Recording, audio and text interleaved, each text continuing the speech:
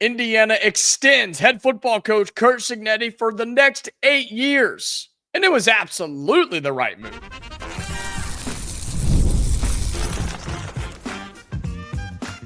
You are Locked On Hoosiers, your daily podcast on the Indiana Hoosiers. Part of the Locked On Podcast Network, your team every day.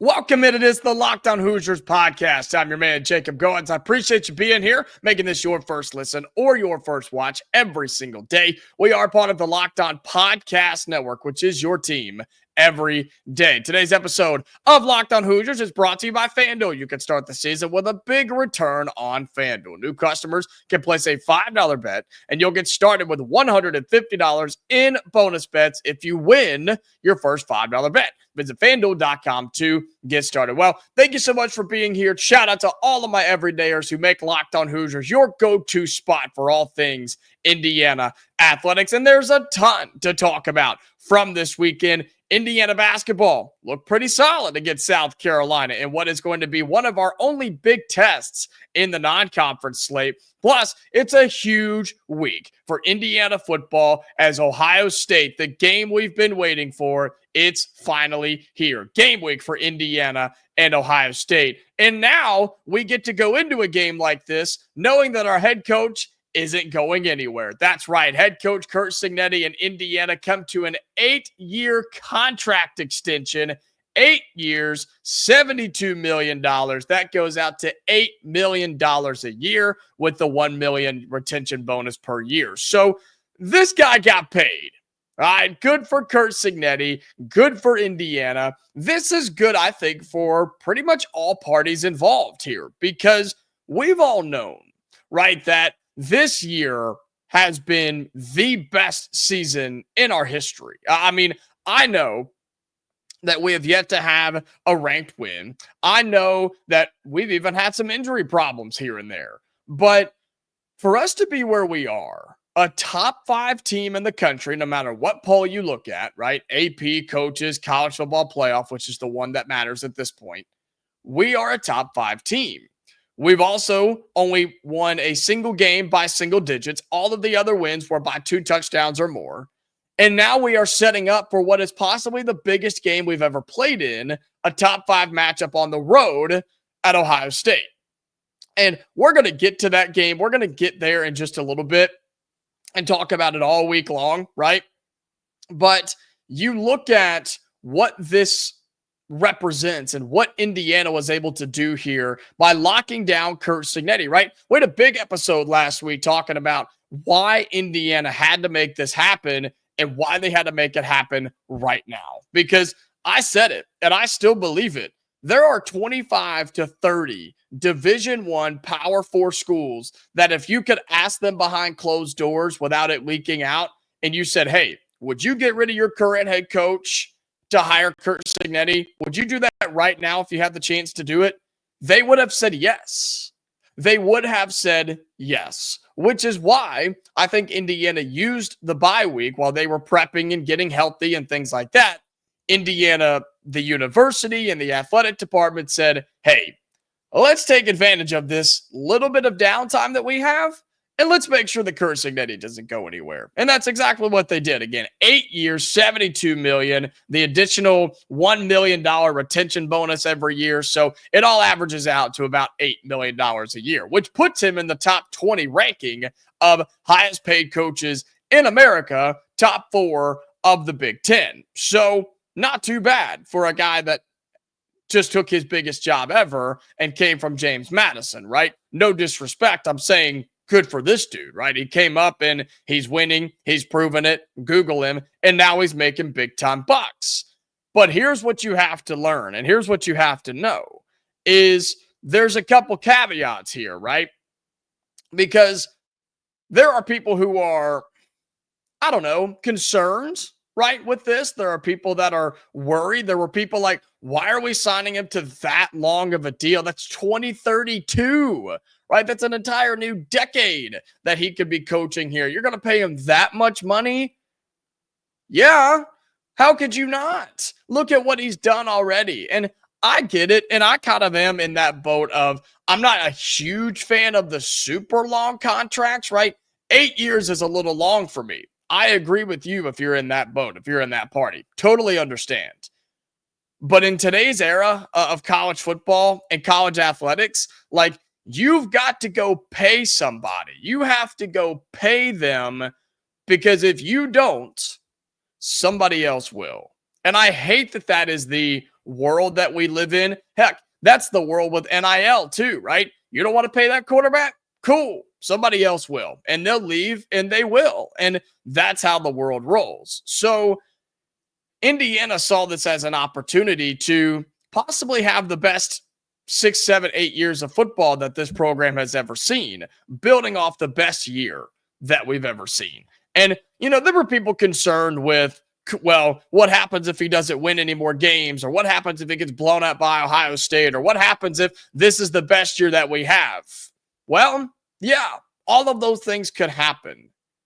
But aren't you willing to take the gamble and take the risk right now with an opportunity that has presented itself to you? Because let's be honest here. Who are you going to get that's better? If you're Indiana, like if we are sitting down to look at this right now, who are we going to get that would be better than what Cignetti has done so far? Nobody. I don't think there's hardly any coach that would have come in here and then did come in here and then be so successful, right? Yeah, you could make the joke, oh, Nick Saban's out there. Okay, sure. But I'm talking legitimate, a legitimate candidate who would be willing to come here, take over what the problems were here, and then turn it around so quickly. There was nobody else that could have done this. And so Indiana is saying, look, we got to plan for the future, and we got to do it right now. And that's exactly what they did with the 8-year, $72 million extension for Curt Cignetti. And with that, they've already started talking about more upgrades, facelift to Memorial Stadium, which all of those things are needed, which is something Curt Cignetti told them when he took this job. He said, look, we're going to need new facilities. We're going to need upgrades to our stadium. We're going to need better fan experiences, which they've already done. They've done some facility upgrades too. He basically made a list and said, this is what has to happen here. If you want me to be here, if you want us to be successful in this day and age of college football, I have to have these things. And here we go. So shout out to Scott Dolson and the Indiana Athletics Department because they've done exactly what they were supposed to do. They found a good head coach. They've paid him. They're giving him what he wants. And look at what Indiana's doing. Currently in the best season in program history and a chance to make that more this weekend against Ohio State. And speaking of that Ohio State game, what a week it is now. It is Buckeye game week. That's right, Indiana and Ohio State coming up this Saturday. Big noon kickoff. It's a top 5 matchup in the Big Ten, plus some other big-time games around the conference as well. We'll talk about that all coming up next on Locked on Hoosiers. Today's episode of Locked on Hoosiers is brought to you by 5 Hour Energy. Our friends over at 5 Hour Energy know that being a passionate football fan isn't just a hobby, it's a way of life. It takes a lot of energy to power through all-day tailgates, touchdown celebrations, or an agonizing second overtime, which is why they've created the Stand the Fan 5 Hour Energy Shot with a special flavor called Fan Fuel. The energy shot made just for super fans like us, the fans who are first in the parking lot and who are the last to leave. We see you. You know what else gave me a bit of Hoosier fan fuel this week? The moment when Indiana basketball hosted South Carolina and really just put them away early, often, and at the end. Indiana basketball did exactly what they were supposed to do. And how about the Cannon Carlisle alley-oop that just banked in for 3? Pretty awesome, right? That gave me some extra fan fuel, and you can get some of that too with a 5 Hour Energy Shot. 5 Hour Energy knows no matter what team you root for, being a fan requires heart, soul, and a whole lot of energy. Whether you're prepping for the big tailgate or ironing your jersey, your game day to-do list is always a mile long. That's why the limited edition Stand the Fan 5 Hour Energy Shot is here to help you keep fueled throughout the season. What's your fan fuel this week? Whatever it is, do it with a 5-Hour Energy. Available on 5hourenergy.com and shipped nationwide. Welcome back into Locked On Hoosiers. Thank you so much again for being here, and shout out to all my everydayers. If you're new here, welcome in. Hope you're enjoying the content, whether you're on audio, Spotify, Amazon, Apple, any of those platforms, and more. There's a ton more. You can listen each and every day through your audio podcasting platform, or those of you on the video side. Again, if you're new here, welcome in. Hope you're enjoying it. For those of you that are returning for, I don't know, third, fourth, fifth time, hopefully you decide to come back even more. For those of you that are my everydayers, those of you who are here Monday through Friday, and bonus episodes on the weekends, thank you so much for being here. Really do appreciate your support of the program. And if you are looking for an easy way to support, couple of things you can do really quick. Audio listeners, be sure you're following us, have those notifications turned on so you never miss new episodes. For those of you on the video side of things, be sure that you turn on notifications, be sure you like the video, comment down below your thoughts on Indiana extending Curt Cignetti, and then be sure to subscribe to the channel. If you subscribe, that'll go ahead and turn those notifications on anyway, so you never miss episodes, shorts, posts, everything we do on YouTube. Would not want you to miss out on that. So do those things for me right now, and I really do appreciate it. And we spoke a lot about Curt Cignetti and this new extension that he got, so he better be ready. He better be ready to go. Yeah, that should be off his back. That should be out of the way.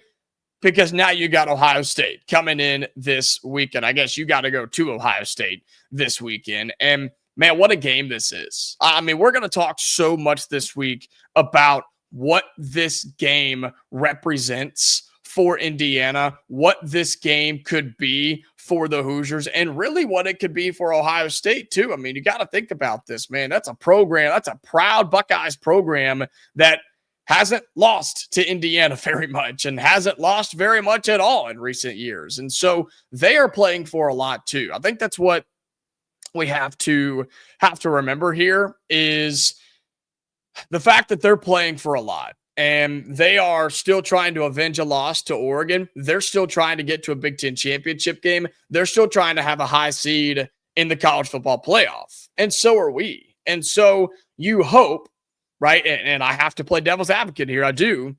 You hope that the bye week and this contract negotiation stuff didn't get in the way for Indiana prepping for Ohio State. I would like to think it didn't, right? And knowing Curt Cignetti and the professional that he is and the laser-focused guy and head coach that we know him to be, I would like to think that it didn't get in the way. I would like to think that this took place away from any preparation practice that the team may have been doing. And so if that's the case, then we shouldn't have an issue. But you already know how a lot of fans and a lot of outsiders may even react if Indiana goes and just gets blasted by Ohio State. He wasn't even worried about the game. He was worried about the contract, Jacob. It was too much. He was too focused on getting paid. He wasn't worried about the Buckeyes. Come on. Do we really believe that? With what we've seen already from Curt Cignetti, like I don't get that vibe. I don't. I think if Ohio State beats Indiana by a couple of touchdowns, I think it's because they probably had the better team that day. And we know they're more talented. There's no secret about that. They've paid $20 million for their roster. It should be more talented than whatever Indiana can throw out there. But I don't think, however this game goes, if it is a loss, we can't and should not blame it on, Cignetti wasn't prepping. He was too worried about his contract. They were too worried about keeping him there. He didn't even focus on Ohio State. Like, he was a me guy. I just don't buy it. I don't. I refuse to buy into that with Curt Cignetti because I respect him too much, and he has earned our respect. I'm talking you and me as Indiana fans here. He has earned our respect too much to this point for us to turn on him that quickly. And that's what I want to say here too. I fully believe that Indiana can win this weekend. I do. I firmly believe we can. Will it be tough? Absolutely, for reasons that we'll talk about throughout this week. But what I don't want to happen is for Indiana fans, if the game doesn't go our way, I don't care if it's a game-winning field goal that we lose on. I don't care if they beat us by 50 points. I don't care what happens, right? I don't want Indiana fans to turn on this program and Cignetti after just one game. And I feel most of you won't, right? I feel that most people would not do that. Most fans would be understanding that this is Ohio State. This isn't Maryland. This isn't Northwestern. This isn't any of these other teams that we've played this season. This is the Ohio State. This is the Buckeyes, who are one of the best programs in all of college football. And we are not there yet. Look, we're not supposed to win on Saturday. That's what we have to remember here. We feel that we can, and we would love to be favored in this game, and we would love for people to start picking us in this game, but we're not supposed to win. But Indiana can use that as some motivation and say, and Curt can say, look, I'm your coach. I'm not going anywhere. We've got everything. We've done everything we're supposed to up to this point.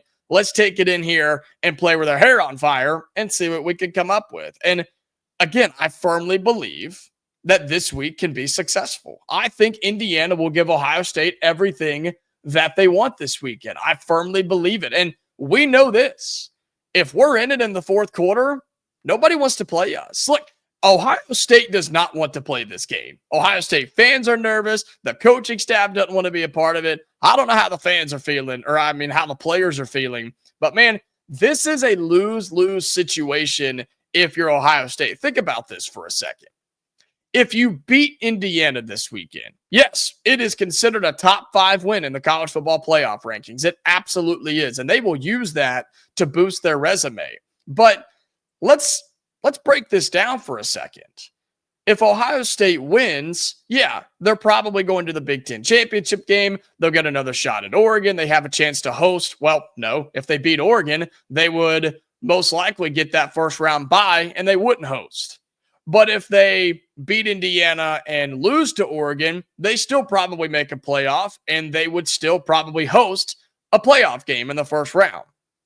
But if they lose to Indiana, they still get into the playoffs. Like, Ohio State's not going to be eliminated by losing this game, but they're going to be drug in the media for losing this game because of the perception between Ohio State and Indiana. So, yeah, the Buckeyes have a ton to play for. But Indiana, we're playing for our playoff lives.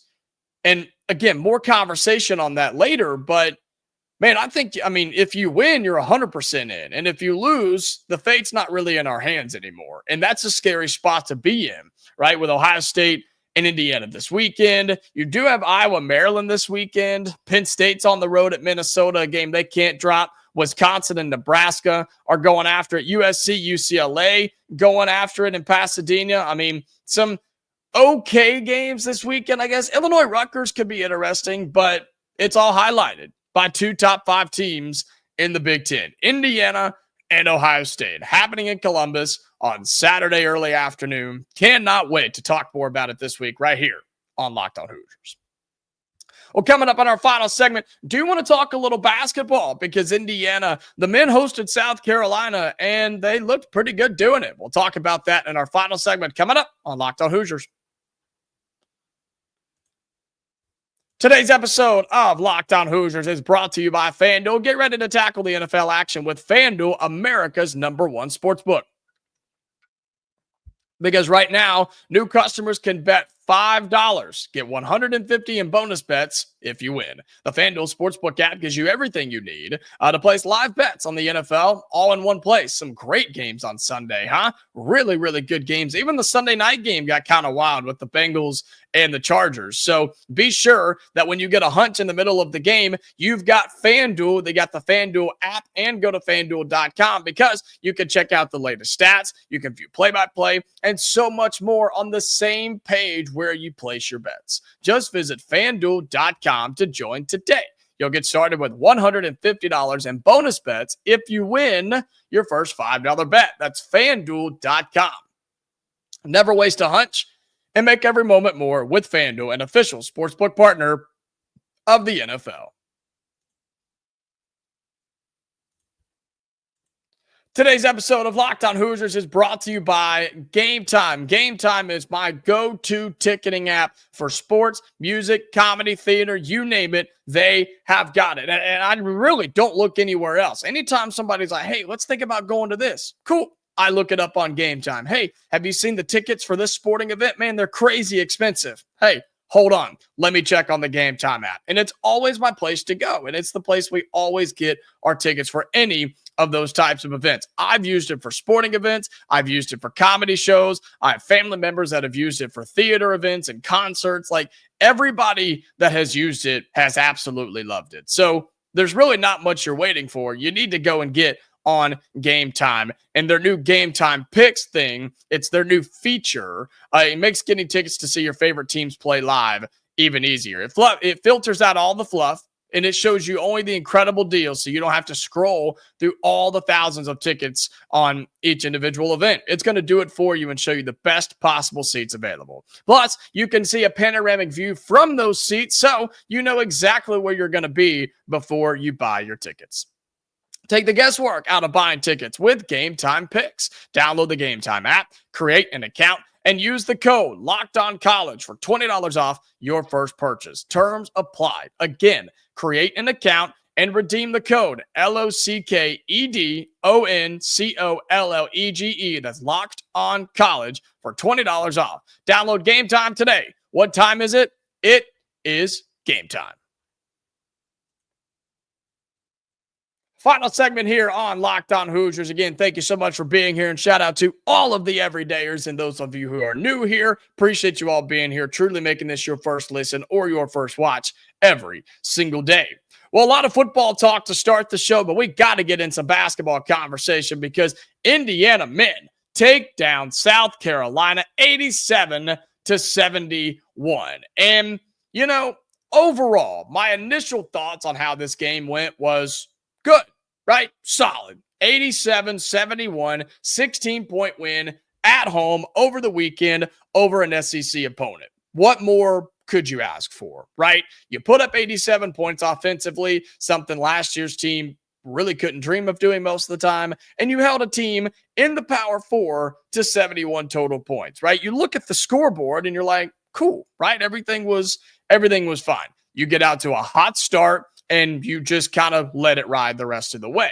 And you won both halves. You won 43-32 in the first half, 44-39 in the second half. Yeah, they had a couple of runs there in the last 20 minutes, but overall, I have very little complaints here. I really do. Like, this was a game that we needed, we had to have in terms of our NCAA tournament resume, right? I know it's still early to be talking about that, but as you and I have had plenty of conversations about, this non-conference schedule for Indiana, it's weak, it's bad, it's not good, and they don't respect it, unfortunately. And so this was a game where I think Indiana, not only did we have to win it, right, and I sigh because not only did we have to win it, you kind of had to win it convincingly. And we did. We did exactly what we were supposed to do, 87-71. You look at South Carolina, and look, they rely heavily on their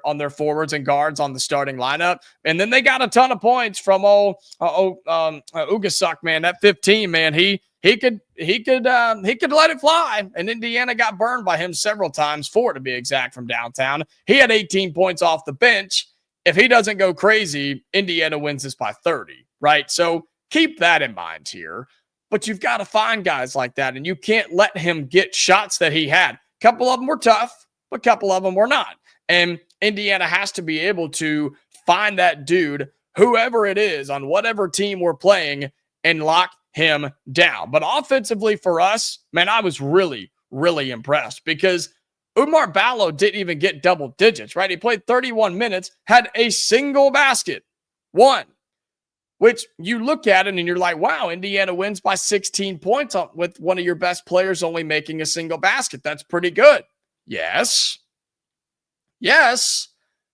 But I don't want this to be a habit now. I don't want this to be something where Oumar Ballo becomes irrelevant in this offense. That's not That's not what we need here. We need him to be effective. We need him to be involved. We need him to be engaged. We need him to be, I don't want to say the focal point of the offense, but he needs to be involved. He needs to be one of the go-to guys. And so I say to him, 7 points is not good enough, man. 7 points is not good enough. Now, he did go 5 of 9 from the free throw line. Not terrible, not great. Indiana as a team shot really well, though. 81% from the free throw line as a team, 27 of 33. I mean, come on, right? Round of applause for that. Renew, 4 of 5. Mbako, 6 of 7. Rice, 6 of 6. Galloway, 6 of 6. That's what this team needs, man. And you shoot 47% from 3. You go 8 of 17 from downtown. Renew, 1 of 2. Mbako, 1 of 2. Rice, 3 of 4. Carlisle, 2 of 5. Goody, 0 for 3. Got to get that figured out, man. Galloway goes 1 for 1. You take out those 3 misses from Luke Goody, and you go, what, 8 of 14? What is that, 60% or something like that for somebody who's not a math guy? I don't know. You would shoot an incredible number. And even with the 0 for 3, you still shot 47% as a team. Man, overall, this team's a lot of fun to watch. They're incredibly fun. They get up and down the floor. You got guys alley-ooping to each other. You had Bryson Tucker with the big alley-oop. Cannon Carlisle splashed or banked in, whatever happened there. He knocked it down from deep on an alley-oop attempt. It was so funny to watch. And this team just flat out gets after it, man. Myles Rice had his best game in his young Indiana career. 23 total points, 7 of 10 from the floor, 3 of 4 from downtown, 6 of 6 from the free throw line. Really, really looked good for him. Mackenzie Mbako continues to do his thing with 17 points. Malik Renew had 13. Even Carlisle had 12. It was good to see number 9 start to get into the ball game a little bit and finally maybe feel his role out just a hair for this Indiana team. And then Trey Galloway did what we've asked him to do. He came off the bench, 11 points, 2 assists, had a rebound, and had a steal. And he went 2 for 4 from the floor, knocked down his only 3, and got to the free throw line and knocked down 6 of those shots. Again, the only thing I'm disappointed here is Oumar Ballo, and he's going to be fine.